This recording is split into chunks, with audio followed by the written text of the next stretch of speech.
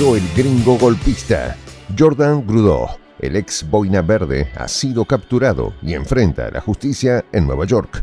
Este mercenario, quien en 2020 intentó un golpe de estado fallido para derrocar al presidente Nicolás Maduro, ahora se encuentra tras las rejas, irónicamente por violar las mismas leyes que supuestamente juró proteger. Grudeau, de 48 años, junto a su socia Yaxi Álvarez, conspiró para contrabandear armas desde Estados Unidos a Colombia. La Casa Blanca le dio la espalda, creyendo que sus acciones quedarían impunes. Jordan Grudeau le llegó la hora. La justicia ha alcanzado a este supuesto héroe de opereta, acusado de contrabando de bienes, conspiración y posesión ilegal de una ametralladora, entre otros 14 cargos. Ahora, desde el Centro de Detención Metropolitana en Brooklyn, Grudeau deberá enfrentar las consecuencias de sus acciones. La lección es clara. No hay redención para aquellos que intentan socavar la soberanía de una nación bajo pretextos de libertad. Lo traicionó la Casa Blanca. Jordan Grudeau, el ex boina verde estadounidense que soñó con derrocar a Nicolás Maduro, fue capturado y ahora enfrenta a la justicia en Nueva York. Este hombre, otrora condecorado por su supuesta valentía en Irak y Afganistán, vio su estrellato truncado cuando sus propias ambiciones lo llevaron a una misión descabellada que terminó en fracaso. El 2020 fue un año crucial para Grudeau. Se lanzó a la fama al atribuirse la responsabilidad de una incursión anfibia en Venezuela organizada desde campos clandestinos en Colombia. Estos campos albergaban a desertores del ejército venezolano que esperaban bajo condiciones miserables. Sin suficientes alimentos, armas ni apoyo logístico, la operación, conocida como la Operación Gadeón, pretendía liberar a Venezuela de lo que él y sus secuaces consideraban una dictadura, con complicidad de la derecha radical y fascista venezolana, encabezada por Leopoldo López, Juan Guaidó, Julio Borges, Henry Ramos Alup, entre otros. Sin embargo, este intento desesperado y mal planeado terminó en una humillante derrota. La acusación federal contra Grudeau, revelada en Tampa, Florida, destapa una red de contrabando de armas y violaciones a las leyes de exportación de Estados Unidos.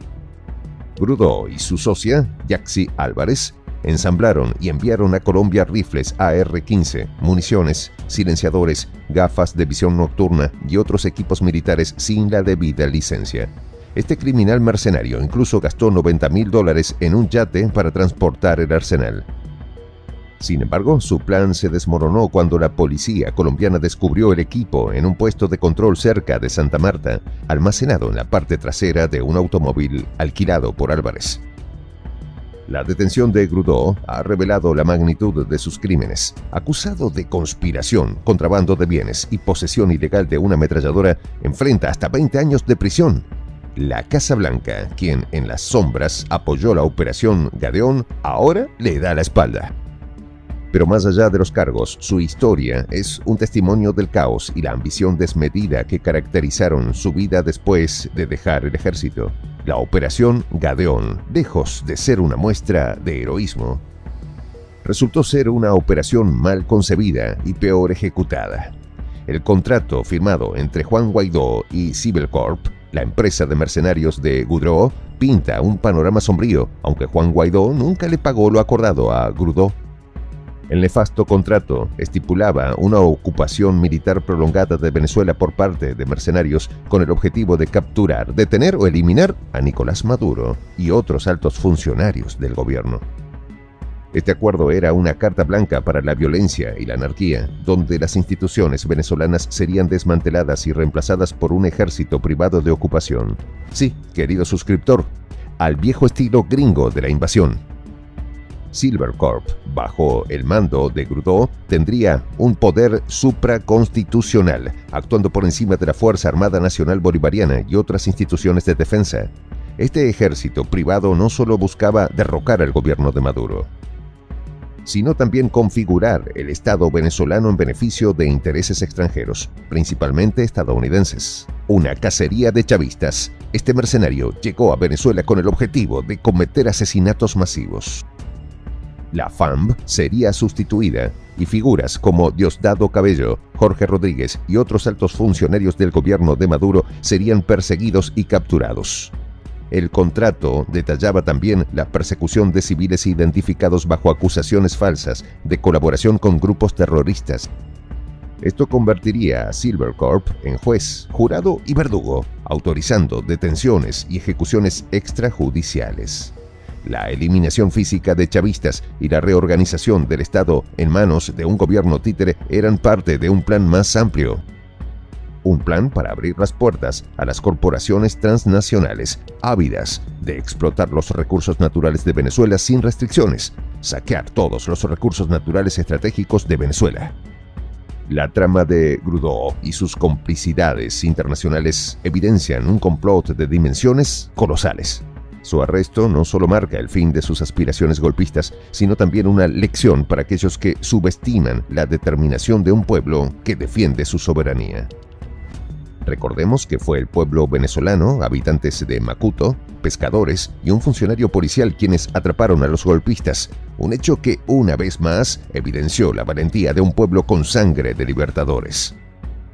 A pesar de las acusaciones y los fracasos, Grudeau ha intentado presentarse como un mártir, comparándose con figuras como Julian Assange y Edward Snowden. Esta joya, que fue utilizada como un ángel de la muerte, ahora se presenta como víctima.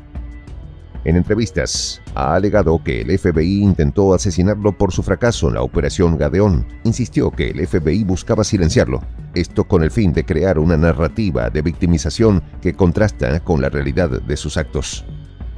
El caso de Jordan Grudeau es un recordatorio de cómo la ambición y la falta de escrúpulos pueden llevar a la ruina. Su historia es una advertencia sobre los peligros de los mercenarios y las intervenciones extranjeras, y cómo el fascismo y la derecha radical busca apoderarse por la fuerza del poder en los gobiernos de la patria grande, donde los recursos naturales estratégicos son el botín más codiciado por los imperios. Ha llegado el fin del mercenario golpista gringo, y este hecho es reafirmación del derecho de los pueblos a defender su independencia y su dignidad. En Nueva York, Grudeau enfrentará la justicia, pero su legado de caos y violencia ya está inscrito en la historia como un ejemplo de lo que sucede cuando se anteponen los intereses, el dinero y la violencia como recursos para hacerse con el poder. El pueblo latinoamericano se hace más fuerte. Su lucha es constante contra un imperio que odia todo lo que la patria grande representa, pero que está a punto de llegar a un declive sin retorno. You're watching Redlines. I have a special report to bring you today, featuring interviews with two important guests. The first recording you will hear is a brief conversation I had with Jordan Goudreau, the U.S. Army vet who recently took responsibility for leading Operation Gideon, a failed invasion of Venezuela carried out by at least 60 Venezuelan military defectors, as well as 2 former U.S. Green Berets. Afterwards, you'll hear a longer discussion I had with Goudreau's close friend and business partner, Drew White.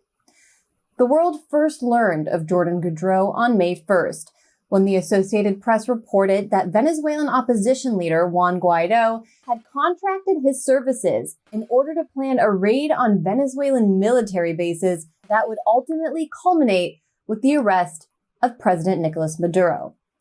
At the time, Goudreau, CEO of the private security firm Silvercorp USA, refused to acknowledge the plot's existence. But all of that changed on Sunday, May 3rd, when the world awoke to news that Venezuelan security forces had neutralized an attempted maritime invasion carried out by what it described as, quote, terrorist mercenaries, resulting in the deaths of all 8 combatants. Hours later, Goudreau surfaced to tell Miami-based media outlet Factores de Poder that he was in fact responsible for the botched raid, despite previously refusing to answer AP's questions about the alleged Guaido contract. Goudreau explained that he decided to come forward after his partners in the agreement failed to uphold their end of the bargain. Take a listen. But I have never, ever in my life seen just the backstabbing and the level of complete disregard. Nunca en mi vida he visto el nivel de traición for men in the field. Goudreau went so far as to release parts of the $212 million contract as well as audio recording of the moment he and Guaido signed the document. Hello? Hello? Hi, is this Jordan Goudreau? Yes. Hi, how are you? My name is Anya Parampil. I'm an independent journalist based in Washington, D.C. Sure. I'm sure you've been getting a lot of calls from reporters. Oh, yeah. I'll just tell you a little bit about myself since I'm not trying to catch you or trick you or anything. If you look me up, you'll see all of my reporting. I spent much of the last year focused on Venezuela. I spent about 2 months in Venezuela, and I've reported extensively on kind of the way that the opposition and some of its figures act. They're usually pretty backstabbing and unorganized, which has been supported by the story which has come out regarding you recently. Right. President Nicolas Maduro gave a press conference in Caracas during which he claimed the U.S. State Department was indeed backing Goudreau. Moments later, AP reported the U.S. government had opened an investigation in Goudreau for failing to clear his activities with the State Department, while members of Congress were also starting to press the State Department on exactly how much it knew. So here's what we do know. The bulk of the planning for this attack, as well as the military training, took place in Colombia. I'd like to know. Goudreau's trouble began on March 26th, when the highest-ranking Venezuelan military defector involved in the plot, General Kleber Alcalá, abandoned ship and released a video on Twitter claiming that he was involved in a plan to invade Venezuela and arrest President Maduro. While he didn't give specifics, he said Juan Guaido had arranged the contract. That same day, the U.S. conveniently charged Alcalá with narco-trafficking, and he turned himself into U.S. authorities in Colombia. Americans that are detained someplace, we'll work to get them back. We will start the process of trying to figure a way, if in fact these are Americans that are there, that we can figure out a path forward. We want to get every American back. If the Maduro regime decides to hold them, we'll use every tool that we have available to try and get them back. Funny, lots of tools in the U.S. government. Some really, really big tools for that. Then the only explanation you are left with is that a madman in the midst of a midlife crisis hired some U.S. soldiers to invade his own country, all because the United States convinced him he was president.